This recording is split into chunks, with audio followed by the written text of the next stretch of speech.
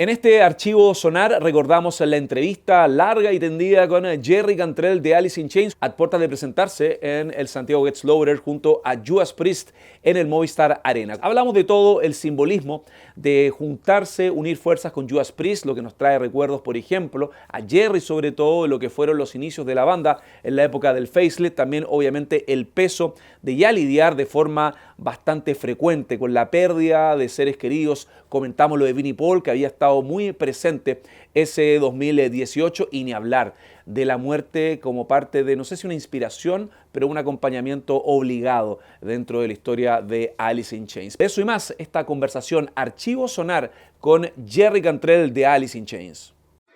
Hey, this is Jerry Cantrell from Alice in Chains, and you're listening to Radio Sonar.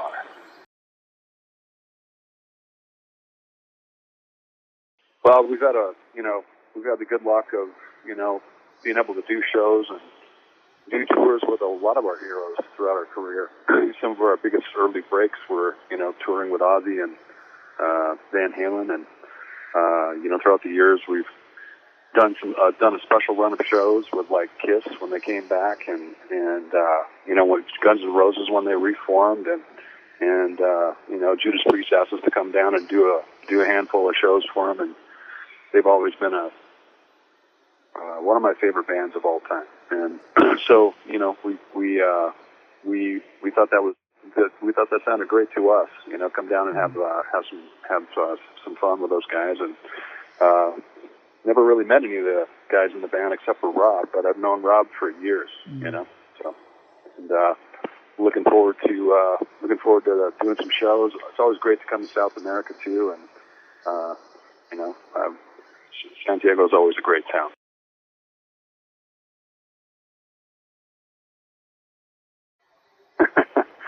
Well, it's kind of a generic term that kind of lumps us all together, and every kind of movement kind of has that. There's some sort of nifty tag that kind of encompasses a whole lot of bands. With although we were all rock bands, I don't think any one of us really sound alike. So we all just were kind of making really really cool music about the same time, and so that was just a word that was created to call it something, I guess. But I don't really think about it too much anymore. As far as like, I don't really prefer it. I don't hate it. You know what I mean? It is what it is. We're a rock band. So are all the other bands out of Seattle, pretty much. A lot of rock coming out of our town. Yeah. Pretty proud of that.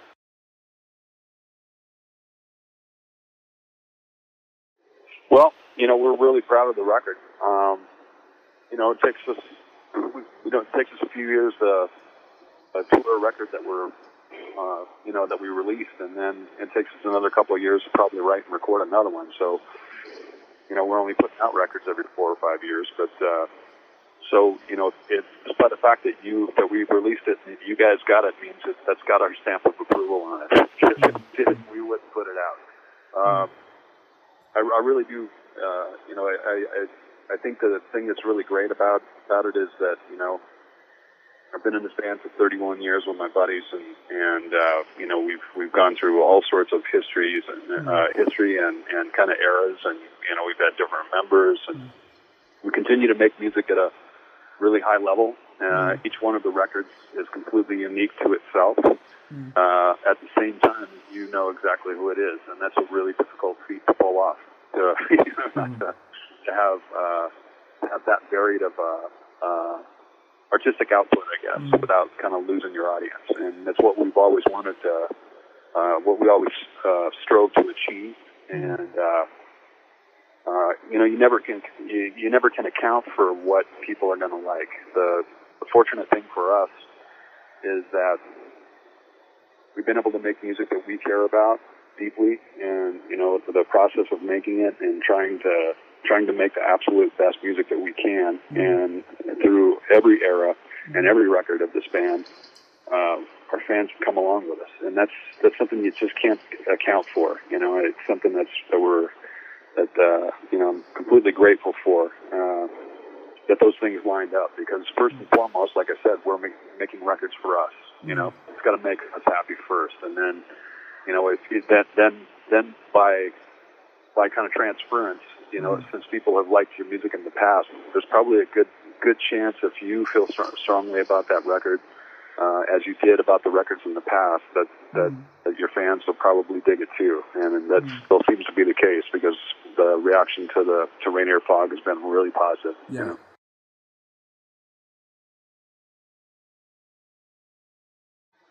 Well, you know, it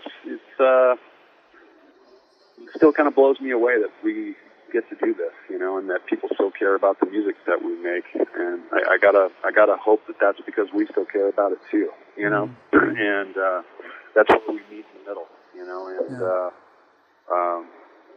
you know, from the time we formed at the Music Bank in Seattle, Lane and Mike Starr and Sean and I, you know, the way that we've gone about, you know, operating and the way that we make music and the reasons that we want to be in a band, those have all remained the same. So,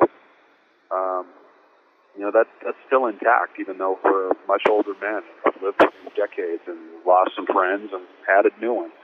And you know, it's a story of life. It's a story we all go through, you know, every single one of us. So it's a very common theme for if you're lucky enough to be able to stick around for a while, you know, and we get to make music about it, you know. We get to put it into songs, and you know, and people react to that because it's close to their experience as well. They can relate to it, you know.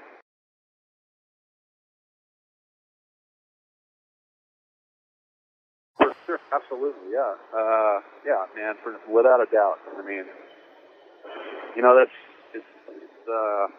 you know, business is all about people, man. It's made up of a lot of people, the people that you don't see. You know, the people that put on the shows, the crews, you know, the managers and the fans, the bands. It's a people business. You know what I mean? And you know, we've been really fortunate to, you know, get to know a lot of people who are our heroes, like Metallica, or, you know, Van Halen, or Ozzy, or you know, just you can go down the line, the Guns N' Roses guys, or any of the, you know, the Heart, you know, you know, meeting Jimmy Page. I mean, those are big things, you know, and some of those people most of those people have become our really good friends, you know, and you know, we've been going a long time, and a lot of those fans have been going even longer than us. We've learned a lot from them, and we've you know, we've become pretty tight friends. Yeah, Lars is somebody I have a real deep soft spot for that guy. He and I have known each other a lot and been through a lot of real close personal stuff. We've had a lot of fun times. You know, I used to run all over and get into all sorts of adventures. And I just recently saw him, you know, about a month ago and did his podcast. And you know, that theme I was talking about, which you were asking about for Never Fade, he's one of those guys. You know, he's one of those guys that every time I see him, it's always the same. It's always cool. You know what I mean?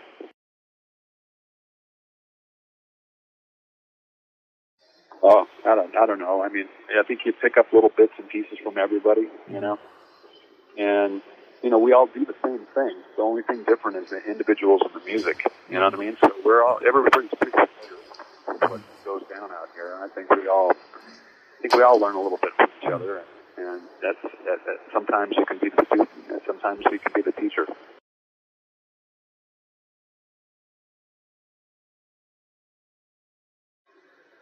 Life is very impermanent, and you know, it's always a tough thing when you lose somebody that you care about in your life, and you know, Vinny was one of my lifelong friends as well. He's one of those never fade guys too, and always the same with us. And so, you know, we've been out here touring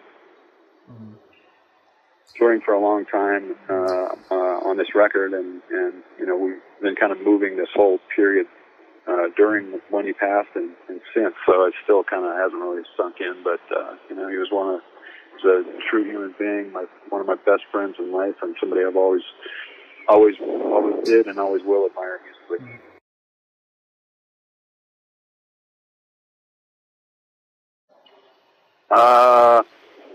Well, we've been doing shows in South America since, I believe, '91. I think was our first time we got to come down with Nirvana and Chili Peppers and a bunch of other bands, and it's always cool, man.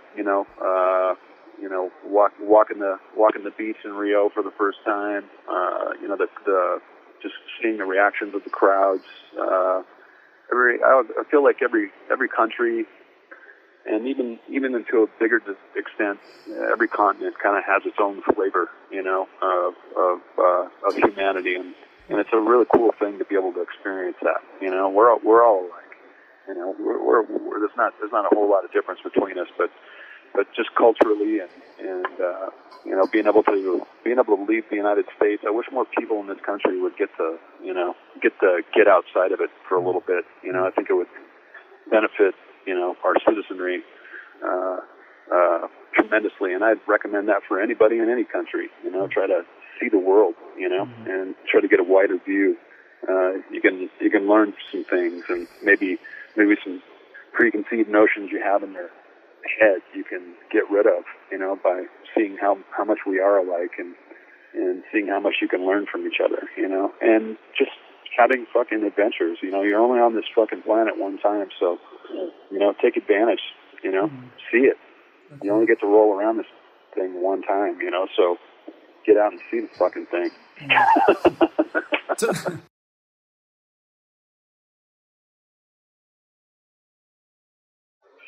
Well, things always shift back and forth. It's like a pendulum that swings one way and then it swings the other. So, I've lived through a few areas of our country being really cool and being really not cool. And I think we could probably all say that about where we come from. You know what I mean? So I don't think it's anything specific to our country, but seems to balance out in the end. I just hope, hopefully that hopefully it's more like one step back and two steps forward rather than one step forward and two steps back. But sometimes that seems to be the way things are go. I don't spend a whole lot of time thinking about it. I think it's more important to just kind of pay attention to where you're going, and try to make as many steps forward as you can and a few steps back.